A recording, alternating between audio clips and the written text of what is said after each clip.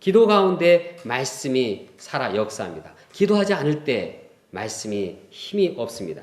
그러므로 우리가 생활 가운데 이제 새벽에 깨어나서 무엇보다도 먼저 기도하기를 원합니다.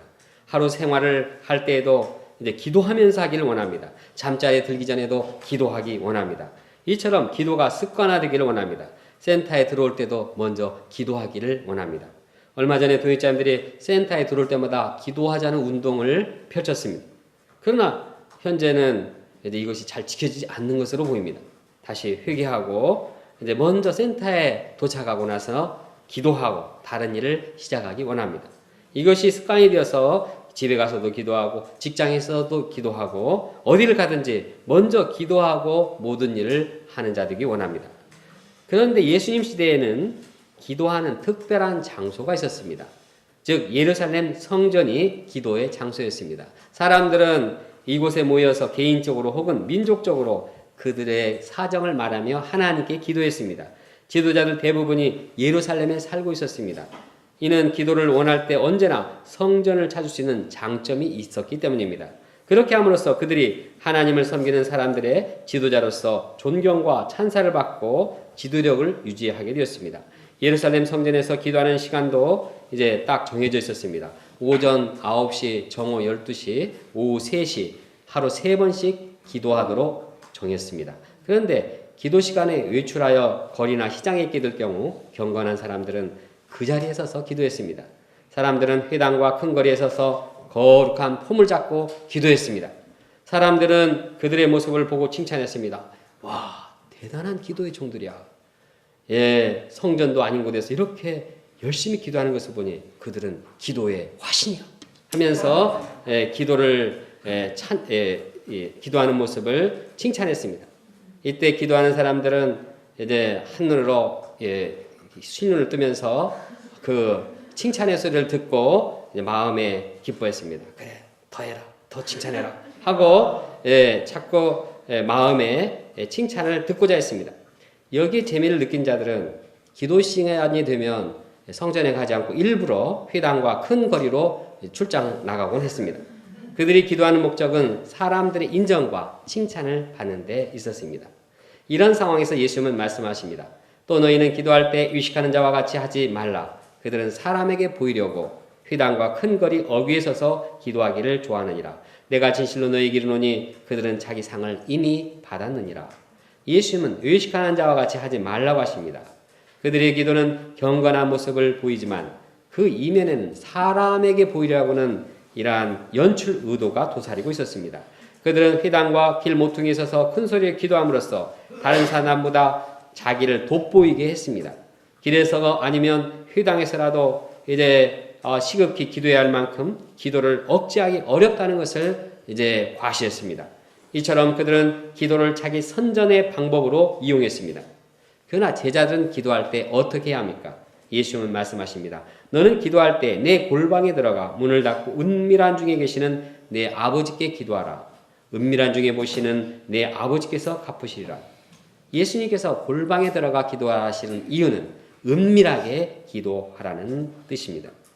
장소가 골방이 중요한 것은 아닙니다. 골방에서 헛생각을 하고 졸다고 하면 이것은 이미 골방은 아닙니다. 침실일 뿐입니다. 그러나 어떤 곳에든지 마음으로 은밀하게 하나님과 기도한다면 그것이 진정한 골방입니다. 이렇게 은밀하게 기도할 때 하나님께서 그 기도를 보시고 응답해 주십니다.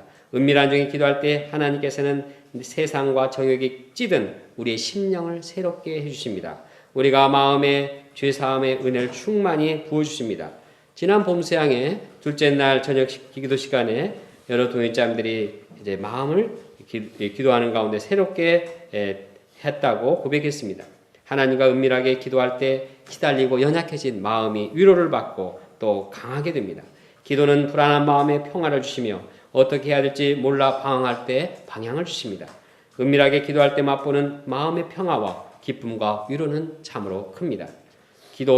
은밀하게 기도할 때 이제 그 사람들에게 보이는 기도하는 사람과는 전혀 다릅니다. 이는 기도하지 않은 사람의 맛볼 수 없는 그런 은혜입니다. 은밀한 기도를 통해서 얻어주는 영적인 축복은 곧 하늘나라의 천국의 기쁨입니다. 그러면 우리가 기도할 때는 이처럼 은밀하게 합니까? 우리의 기도를 점검해 보기 원합니다. 우리는 모임할 때 기도를 하고 시작해서 또 기도를 하면서 끝을 냅니다. 대표로 한 사람이 기도할 때도 있고 두셋이 어울려서 기도하기도 합니다. 돌아가면서 합심기도를 하기도 합니다. 이처럼 여러 사람이 합심기도하는 일은 매우 중요합니다. 그런데 우리 가운데서는 합심기도만 하고 은밀하게 개인적으로 기도하지 않는 사람들이 있습니다. 이는 합심기도를 많이 하기 때문에 이것으로 만족하는 것입니다. 그러나 개인기도와 합심기도는 다릅니다. 합심기도를 많이 할지라도 개인적이고 은밀한 기도가 없는 사람은 문제가 있습니다. 영적인 성장이 없습니다. 그럼 우리가 매일 힘써 개인적으로 은밀하게 기도하는 시간을 가지기 원합니다. 우리가 하나님과 은밀히 기도드릴 수 있는 최적의 시간을 정하고 최적의 장소를 마련하기 원합니다. 다니엘이 골방에서 기도하는 것처럼 우리가 골방을 마련하는 것이 좋습니다. 그렇게 할 때 그는 하나님과 교제하는 행복을 누리게 됩니다. 하나님으로부터 상을 받을 것입니다. 무엇보다도 하나님께 주시는 천국의 은혜를 누리게 될 것입니다. 더 나아가 기도를 통해서 이 땅에 천국이 임하고 천국의 역사가 확장될 것입니다. 은밀한 기도 가운데서 천국이 확장됩니다. 무릎으로 사는 그리스도인이라는 책에는 사람이 아닌 하나님 앞에 기도하는 일의 중요성에 대해서 언급하고 있습니다. 기도의 실패 원인은 우리가 하나님보다 사람을 보기 때문입니다. 그러나 마틴 루터가 하나님을 바라보았을 때 캐톨릭 교회가 떨었습니다. 조나단 에드워드가 하나님을 바라보고 기도했을 때 대각성이 일어났습니다. 요한 웨슬리가 하나님을 바라보았을 때 세계가 한 사람의 교우가 되었습니다. 휘트필드가 하나님을 바라보았을 때 수많은 무리가 구원을 받았습니다.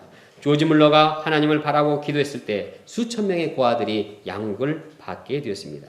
이처럼 하나님 앞에서 기도할 때 하나님 통해서 새로운 이 천국의 역사가 이루어지게 됐습니다.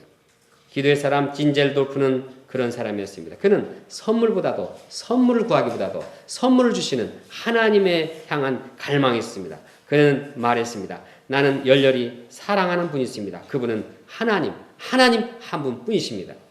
이처럼 그가 하나님과 은밀하게 하나님께 집중적으로 기도할 때 그는 세계 각국에 3,000명의 선교사를 파송하는 위대한 천국의 역사를 확장하는 인물로 쓰임받게 되었습니다. 셋째, 은밀하게 금식하라. 16절에서 18절 말씀입니다. 금식은 절박한 상황에서 하나님의 도우심을 기다리며 음식을 먹지 않는 것을 말합니다. 금식은 살아계신 하나님께서 우리를 다스린다는 믿음을 나타내는 신자의 자발적인 행동입니다. 예수님은 금식을 신앙의 규칙으로 제시하지 않았습니다. 동시에 금식을 금지하지도 않았습니다. 예수님은 금식할 때 또 금식한다고 하면 이런 말을 함으로써 금식해도 좋다는 말을 하셨습니다. 물론 예수님 자신도 40일 동안 금식하며 투쟁하셨습니다. 그러므로 신자들이 개인적으로나 공동체의 어려움이나 슬픔과 위기와 또 심판에 직면할 때 하나님의 도움을 사모하면서 금식하는 일은 좋은 일입니다. 우리도 개인적으로나 공동체의 필요에 따라서 자발적으로 금식하기를 원합니다. 그러나 금식을 하지 않는다고 해서 죄의식을 가질 필요는 없습니다. 이는 신앙인으로서 필수적으로 해야 할 일은 아니기 때문입니다. 개인적으로 저는 금식을 경험한 자로서 이를 권장합니다. 저는 내면의 정욕의 죄를 깊이 해결할 수 없을 때 회개의 심정으로 금식한 적이 있습니다. 그때 하나님께서 죄사함의 은혜를 베풀어 주시고 심령의 천국의 은혜를 맛보게 되었습니다. 마음이 정결하게 되었습니다. 또 다른 한 양의 죄를 애통해 하면서 금식할 때 그의 심령에 새로움을 주셨습니다. 물론 금식한다고 해서 모든 기도 제목이 다 이루어지지는 않는다는 사실을 염두에 둬야 합니다. 그런데 유대인들이 금식할 때는 독특한 습관이 있었습니다. 그들은 금식할 때 얼굴을 씻지 않았습니다. 옷을 찢고 재를 머리에 뿌렸습니다. 어떤 사람은 수염을 잡아 뜯었습니다. 이는 극도의 슬픔과 고통을 표현한 것입니다. 즉 금식을 통해 괴로움을 하나님께 보이고 하나님께 동정을 구하고자 하는 것입니다. 그런데 이러한 경건 행위에 의식이 들어왔습니다.